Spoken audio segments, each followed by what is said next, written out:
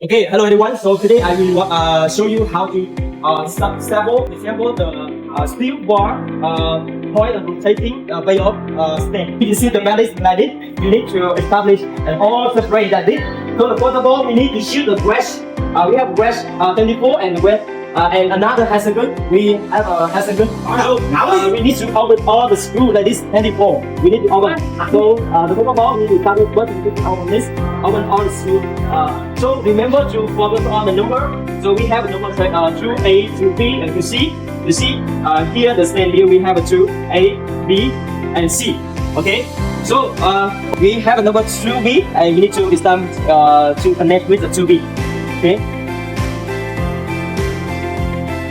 Last one, you need to connect with 2A. Hexagon number 10. So open it.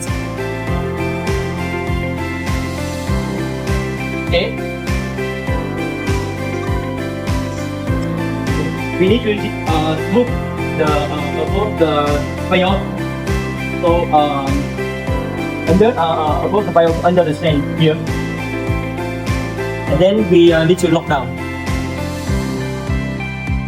Okay, the last one. We open our screw.